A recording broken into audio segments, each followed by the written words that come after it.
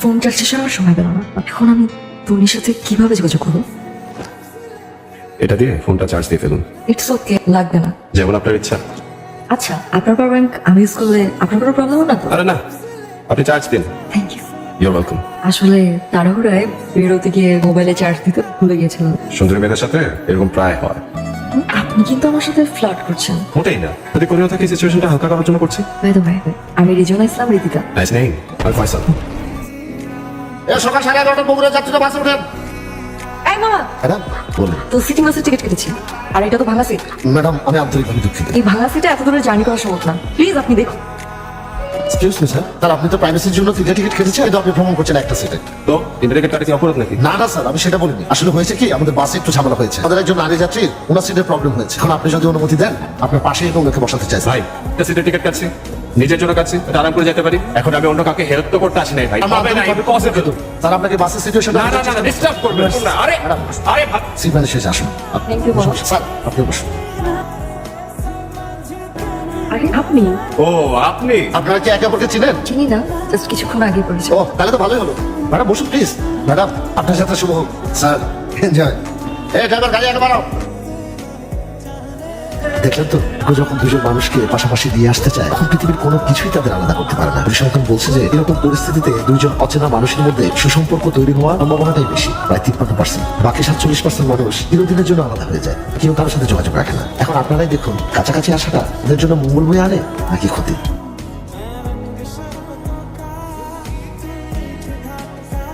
কি হয়েছে? এরকম করছেন কেন? মাথা ঘোরাচ্ছে আর বমি লাগছে। কামসা আসছে। আপনাকে কে বলেছে এরকম অবস্থায় গাড়িতে উঠতে? আপনারা এরকম প্রেগনেন্ট অবস্থায় লং জার্নিতে আসেন কেন?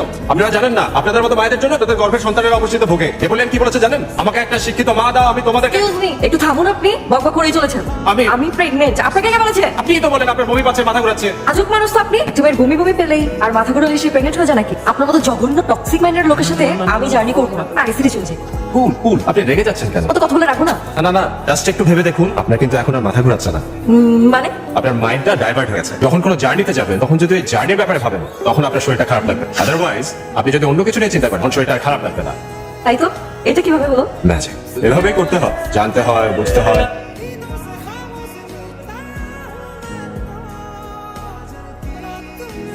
সম্মানিত যাত্রীবৃন্দ, 20 মিনিটে যাত্রা বিরতি করেছে। আপনারা নেমে আপনাদের কার্য সমাধান করবেন। ধন্যবাদ সবাইকে। স্যার আপনারা নামবেন না?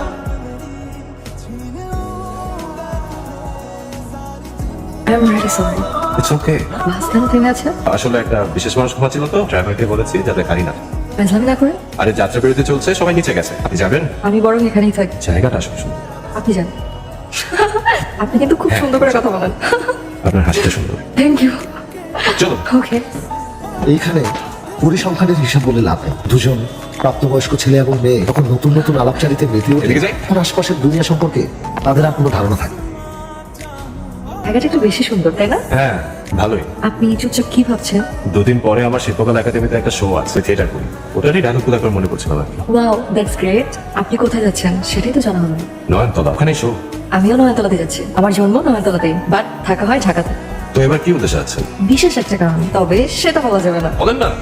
বাবার বিয়ে দিতে যাচ্ছি। আরে মানে কি?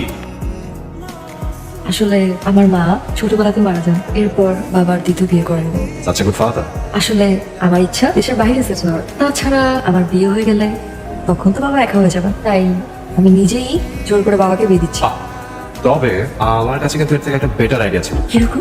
ঘর জামাই। চিন্তা করে দেখুন না, আপনি যদি এরকম কোনো ছেলেকে বিয়ে করে থেকে যান, এক ঘর জামাই ছেলের সাথে যদি বিয়ে হতো, তাহলে আপনিও এখানে থেকে যেতে পারতেন। আঙ্কেলও আর লোনলি ফিল করতেন না। তাই বুঝি এরকম মেরুদণ্ডহীন জামাই কোথায় পাবো? আরে আজিত, চারপাশে একটু চোখগুলি দেখেন, অনেক ছেলে রেডি হবে। আপনি কিন্তু মানুষটা ভীষণ ফানি। কথা বললাম, তাও ফানি লাগে। জান আপনি কথা বলুন। এখন আর শরীর খারাপ লাগছে? লাগছে। আইস, ওয়েট ওয়েট। বয়ফ্রেন্ড কি করে? আসলে আমি সিঙ্গেল। তাহলে তো কথা চালিয়ে যাবো না, পরে আবার তো সব করবেন? আপনার ইচ্ছা। স্যার বাসের টায়ার ব্লাস্ট হয়েছে। এই নামেন নামেন, সবাই নাম। Wow, I love sunflower. একটা সুন্দরের কাছে আরেকটা সুন্দর আসলে কি হয় জানেন? কি হয়? আমি কেন করতে যাবো? রিজার্ভেন্ট নেই? আরে ও শিট, একটু দেখে রাখবেন না? পারবেন? দেখি, ট্রাই করে। হবে হবে হবে হবে, সাবাস সাবাস। আপনার পছন্দের মানুষ এই আঘাত পেয়েছে আর আপনি তাকে সাহায্য করবেন না, এমন হতেই পারে না।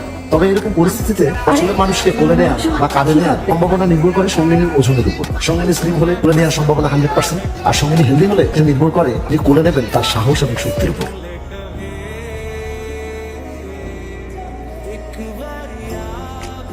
স্যার ব্যাস গাড়ি স্টার্ট দেন। মানুষের সঙ্গে বাবা গাড়ি পাঠাতেন বলেছে কিছুক্ষণের মধ্যে চলে আসবে। বিচ্ছিন্নতার দলে আমার কি এরপর তো চেঁচে আসার গন্তব্যে আবার হয়তো দেখা হবে। এভাবে বলছেন কেন? পৃথিবীটা গোল, ভাগ্যে থাকলে আবার দেখা হয়ে যেতে পারে। কিন্তু ভাগ্য তো নিজের হাতেও লেখা যায়। মানে মোবাইলটা দেন। আরে মোবাইলটা দেন না, আবার যাতে দেখা হয় সেই ব্যবস্থা নিজেই নিজের হাতে লিখে দেবেন। আমার নাম্বার। আপনি মানুষটা না ভীষণ অদ্ভুত। আই এগ্রি, আপনিও মানুষটা পাবেন। আবার দেখার আশায় তাহলে বিদায় নিন। বাবা কেমন আছো তুমি? তোমার কেমন আছিস? এই তো ভালো, সবকিছু ঠিক সব ঠিকঠাক। তুমি ওকে ভেতরে নিয়ে যা যা।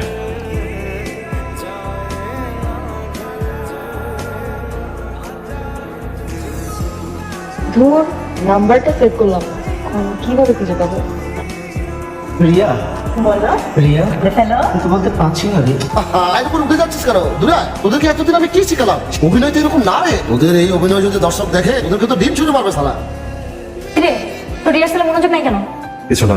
সামনে আমাদের শো, তুই যদি এখন রিহার্সালে মনোযোগ না দিস তাহলে কিভাবে হবে? আরে ভাল লাগছে না, বললাম তো। আমাকে বল কি হয়েছে? আমার এসব রিসার্চ এখন ভালো লাগছে না। I am so happy for you বাবা। আপনার নতুন জীবন হলো আমি শুনলাম। Thank you. অনেক রাত হলো, তুমি তাহলে ঘুমো, আমি যাই। দুদিন পরে আমার শিল্পকলা একাডেমিতে একটা শো আছে, আমি থিয়েটার।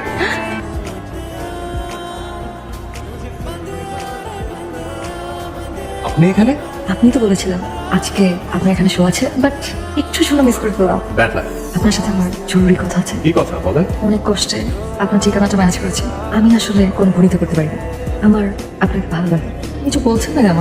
যে প্রশ্নের উত্তর নেই সেটা দেবো কিভাবে? কেন, আপনার কি কেউ আছে?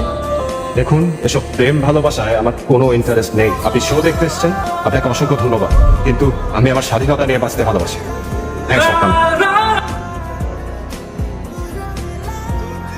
বুঝলাম না, কোনো দিন থাকার পর আজকে চলে যাচ্ছিস কেন? কি রে কথা বলছিস না কেন? কাজ আছে। কি এমন জরুরি কাজ যে তোর আজকে যেতে হবে? তুই এমন এমন মতো আচরণ করছিস কেন? এসব কথা কি তোলাকে দিতে হবে নাকি? মানুষের পার্সোনাল স্পেস বুঝো না। বস রিয়ার সাথে আচরণ করা ঠিক হবে না। Sorry to say but you have bad news mister Faisal. Anything serious doctor? More than serious mister Faisal, আপনি এরকম একটা সিরিয়াস প্রবলেমকে ইগনোর করলেন কিভাবে? আমি ব্যস্ততার কারণে সময় করে উঠতে পারিনি। তাই বলে গত 6 মাসে শরীরে একই সিমটম থাকার পরও আপনি ডাক্তার দেখানোর প্রয়োজন মনে করলেন না, this is just normal migraine. আর সেই কারণে ডালবাতের মতন পেইন কিলার খেয়ে শরীরের ব্যথা কমানোর চেষ্টা করেছেন। খুব কঠিন রোগ। সহজ ভাষায় বলতে গেলে ব্রেন টিউমার। আমার একটা সত্যি কথা বলবেন? অবশ্যই। কতদিন বাঁচবেন এক্স্যাক্টলি বলা তো কঠিন, তবে 6 মাস।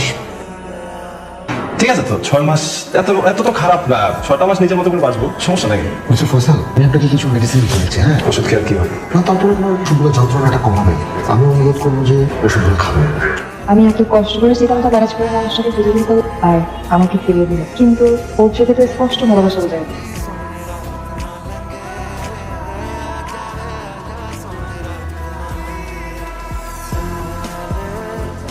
আসসালামু আলাইকুম। আপনি একটু কেয়ার হসপিটালে আসুন। আপনার ভালোবাসার মানুষটা আপনার অপেক্ষায়। প্লিজ আসুন, প্লিজ। ফয়সাল, তোমাকে এড়িয়ে যাওয়ার কারণ আর চিঠি ইতিমধ্যেই সব জেগে গেছে। চিঠিটা পাওয়ার পর জানি তুমি আমার লাশের পাশেই দাঁড়িয়ে লাশের মানুষ বাসায় এসে দাঁড়ানোর প্রস্তুতি লাগবে।